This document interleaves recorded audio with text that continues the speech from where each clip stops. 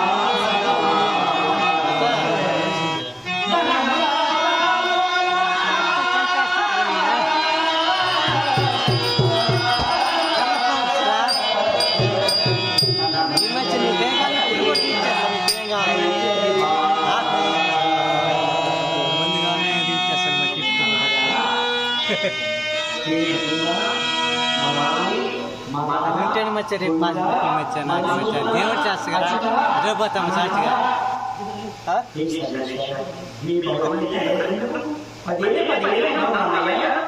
ఆయురారోగ్య భాగ్యం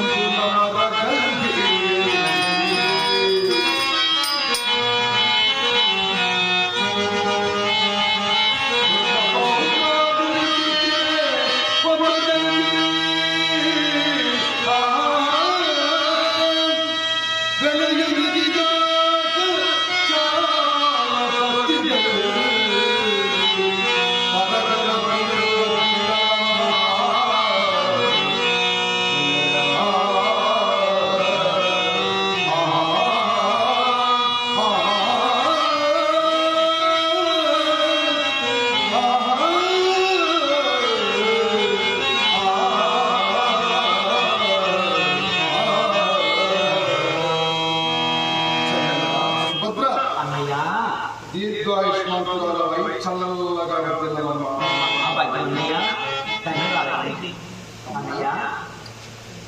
బ్రహ్మ ఇలా కూర్చును.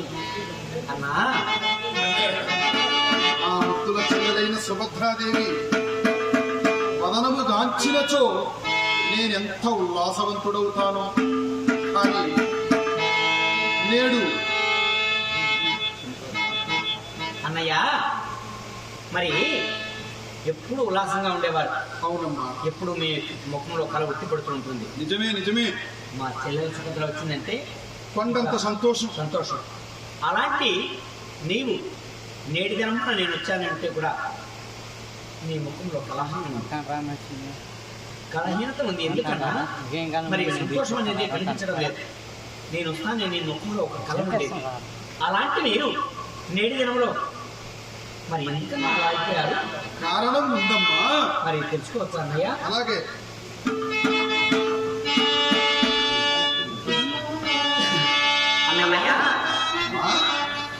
అన్నయ్య,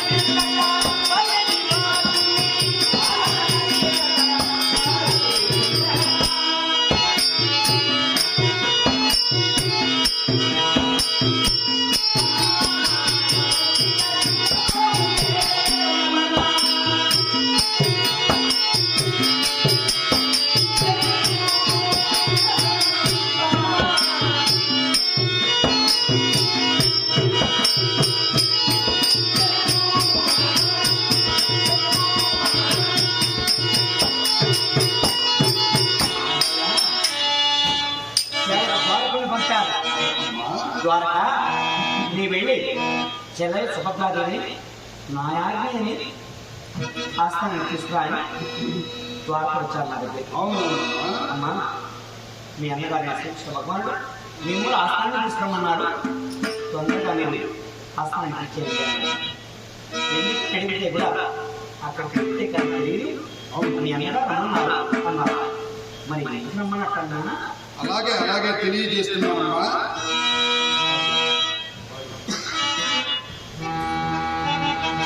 సుభద్ర అన్నయ్య,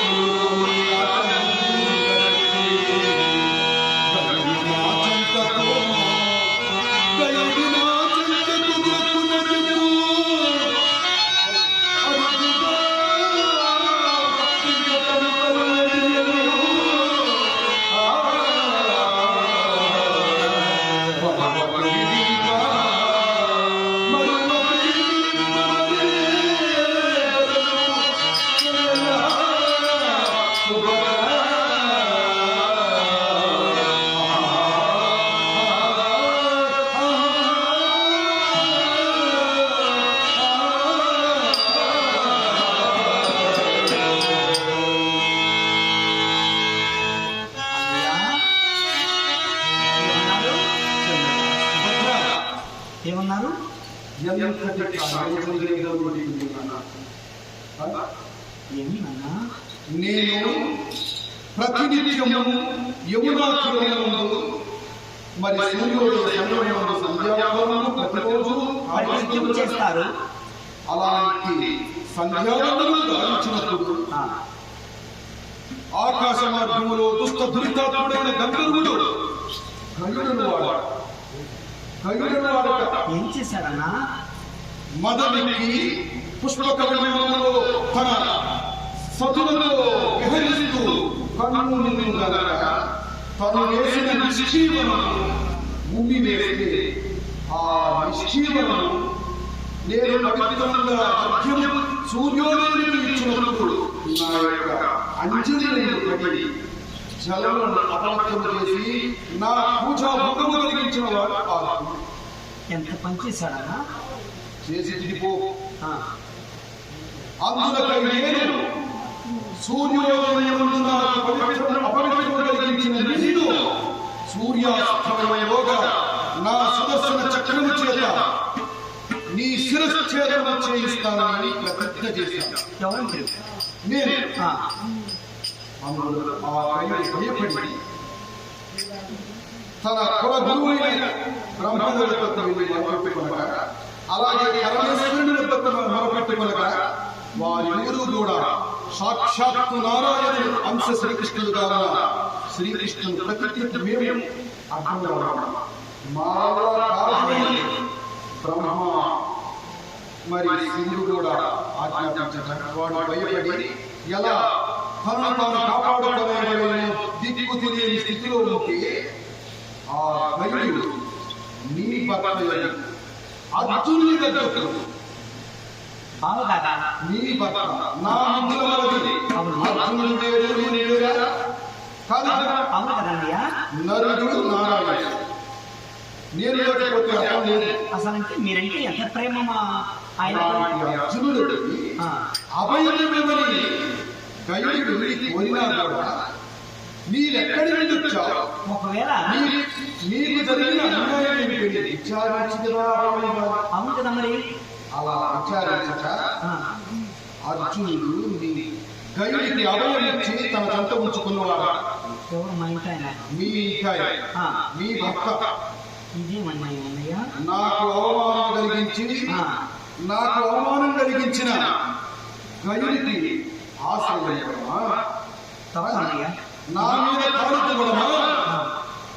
సరే నేను అందులకి అక్రూరుని నీటితో వెళ్ళిన అక్రూరుని ఈ విధంగా అర్జునుడు తెలుసో తెలియదో అవమానించి ఉన్నాడు.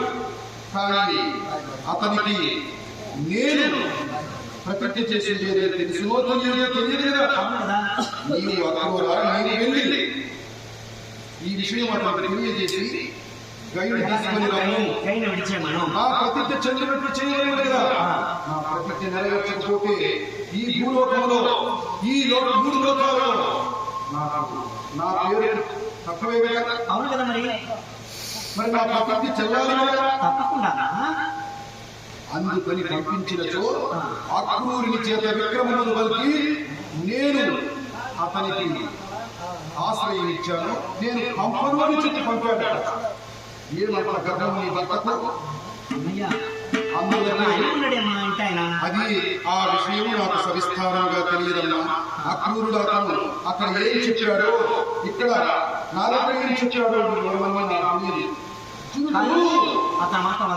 నాకు ముద్దులు మరవైనా. అవును, ఈ విషయం తెలుసుంటే నాకు అవమానం కలిగించిన ఆ భయం అక్కడే తన అవసరత చేత చేయించేవాడు.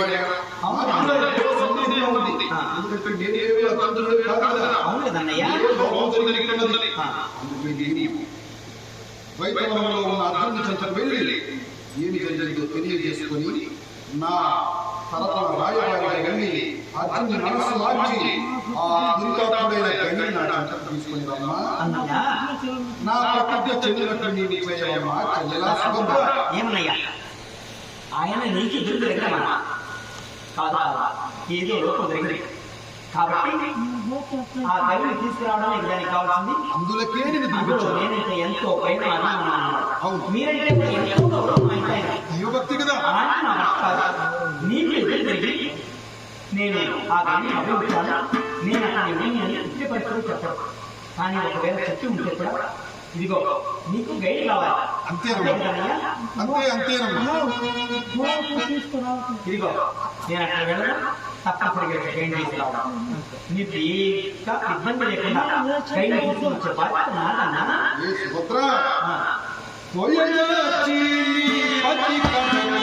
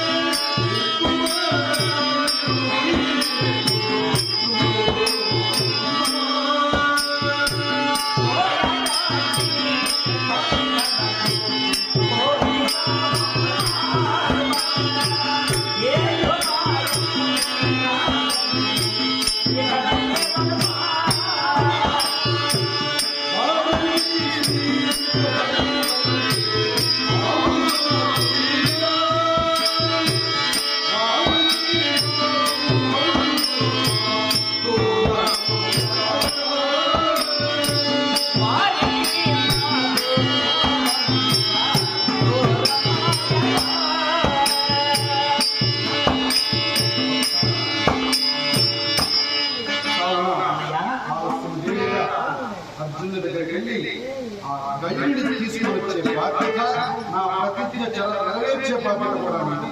అన్నా అదంతా పని అన్నయ్యా నాకు